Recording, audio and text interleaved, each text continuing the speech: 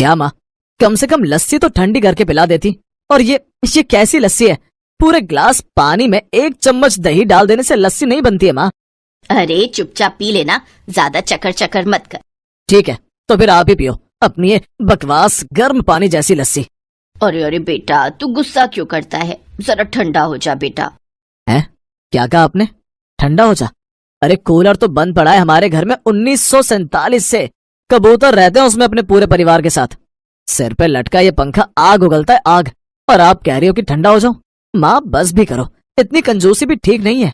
चुप कर, मुझे सिखाने चला है। अगर इतना सोच समझ कर नहीं चलती ना तो। बस अब फिर से आप अपना बचत पुराण मत शुरू करो, जा रहा हूं मैं। इतना कहकर रंजीत वहाँ से चला गया। रंजीत जब छोटा था तभी उसके पिता की एक हादसे में मौत हो गई थी, जिसके बाद उसकी माँ कमला ने बड़ी मेहनत और मुश्किलों से रंजीत को पाल पोस कर बड़ा किया था। पैसों की दिक्कत हमेशा से थी, तो कमला ने भी हमेशा सोच समझकर पैसे खर्च किए और तब जाकर वो रंजीत को पढ़ा लिखा सकी। लेकिन ये बचत की आदत कब कंजूसी में बदल गई, कमला को भी पता नहीं चला।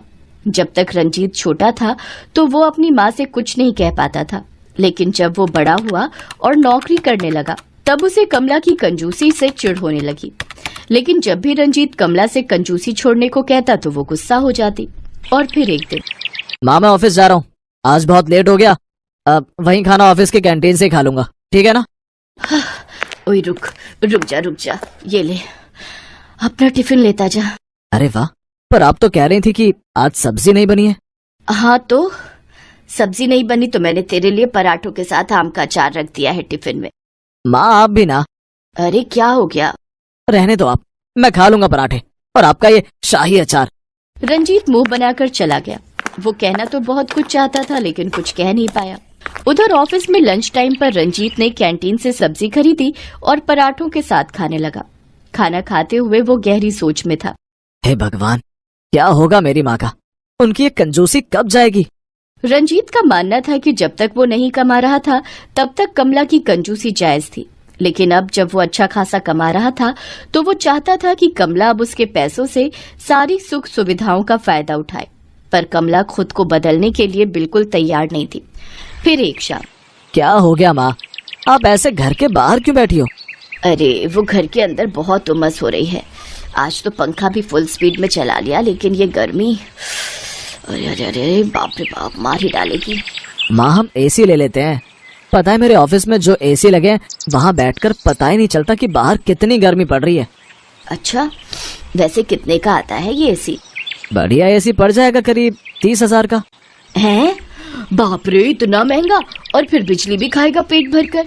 अब माँ एसी है तो बिजली भी खाएगा ही। रहने दे बेटा, एक तो इतना महंगा, ऊपर से बिजली का बिल भी बढ़ेगा। पिछले महीने इतनी कम बिजली चलाई फिर भी पूरे 400 का बिल आया, बताओ। ओफो माँ, आज के टाइम पे 400 रुपए कुछ नहीं होते।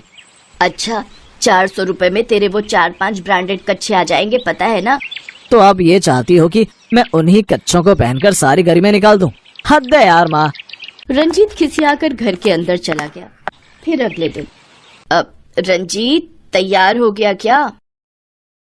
हाँ माँ, पर माँ अभी भी सोच लेते हैं, अभी मेरी उम्र ही क्या है? ये सुनो, पूरा 25 का हो गया, अब नहीं तो कब शादी करेगा जरा बता तो। कमला रंजीत को उसकी शादी के लिए लड़की दिखाने ले जा रही थी। रंजीत ने जब ममता को देखा तो पहली ही नजर में उसे दिल दे बैठा। वो बहुत सुंदर और सुशील थी। कुछ ही दिनों में चटमंगनी और पटब्याह भी हो गया। ममता विदा होकर अपने ससुराल आ गई। फिर अगली सुबह ममता जल्दी उठ गई। उसे प्यास लगी थी तो वो किचन के पास आई, जहाँ उसने फ्रिज देखा, लेकिन फ्रिज खोलते ही वो चौंक गई। हैं? ये क्या? फ्रिज में कपड़े कौन रखता है? कमला के घर में फ्रिज तो था पर उसने कभी फ्रिज को चलाया ही नहीं, बल्कि वो तो फ्रिज को अलमारी की तरह इस्तेमाल करती थी। ममता फ्रिज को देख ही रही थी कि तभी पीछे से कमला आ गई। क्या देख रही हो बेटी? वो फ्रिज में कपड़े ये? अरे वो हुआ यूं कि सूटकेस में छेद हो गया था तो मुए चूहे उसके अंदर घुसकर कपड़े कुतरने लगे, तो मैंने। तो आपने कपड़े फ्रिज में रखने शुरू कर दिए? पर ठंडा पानी वो कहाँ मिलेगा माँ जी? पानी? अरे वो तो रहा सामने उस घड़े में, हम उसी से पानी पीते हैं। और पता है, ये तेरे ससुर जी लाए थे जब रंजीत मेरी गोद में था। इस घड़े का पानी इतना ठंडा होता है ना कि दुनिया भर के फ्रिज फेल हैं इसके आगे। अब अच्छा ठीक है। जैसे जैसे वक्त गुजरा ममता समझ गई कि उसकी सास आला दर्जे की कंजूस है। फिर एक शाम, माँ जी अब टीवी देखें। अरे क्या करोगी टीवी देखकर, टीवी पर भी ना आजकल बस गंदगी ही दिखाई जा रही है। हाँ ये भी ठीक है, टीवी से अच्छा तो पड़ोसियों और दोस्तों से ही बात कर लो।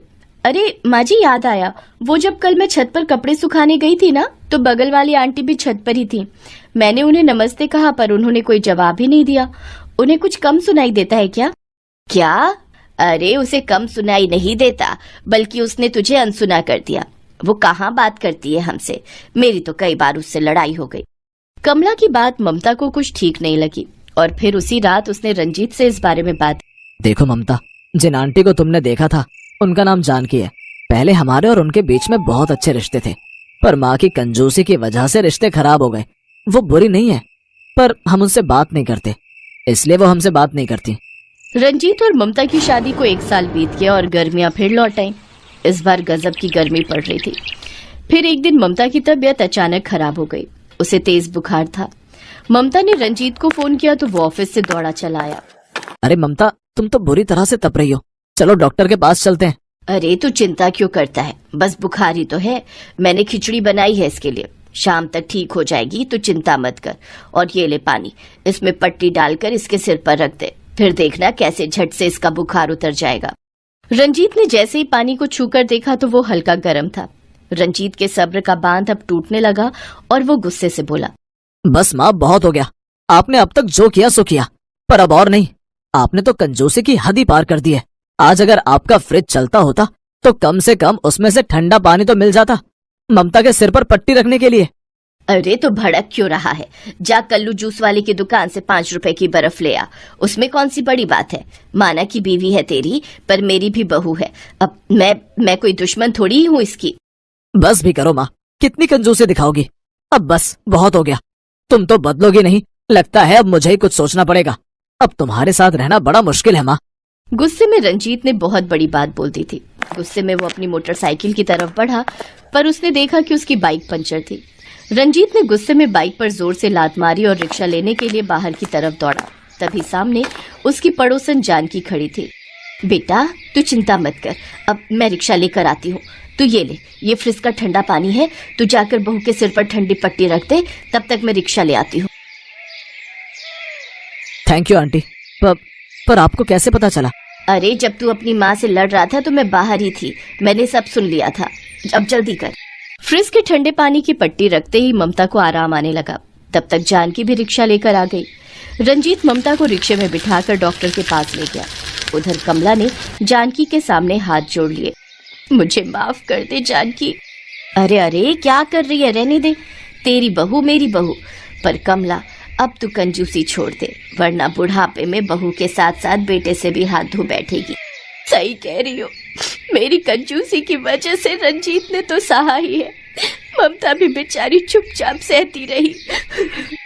चल कोई बात नहीं, आज चल तुझे चाय पिलाओ। नहीं मैं कल आऊंगी, अभी मुझे फ्रिज साफ करना है। फ्रिज से वो काम लेना है जिसके लिए वो बना हुआ है। अपने बेटे बहू से दूर हो जाने के जिक्र भर से ही कमला सिहर उठी थी, तो अब जाकर उसकी समझ में आया कि उसे बदलना ही होगा। और इसकी शुरुआत कमला के उस फ्रिज से ही हुई, जो अब तक बस एक अलमारी बनकर कोने में पड़ा था।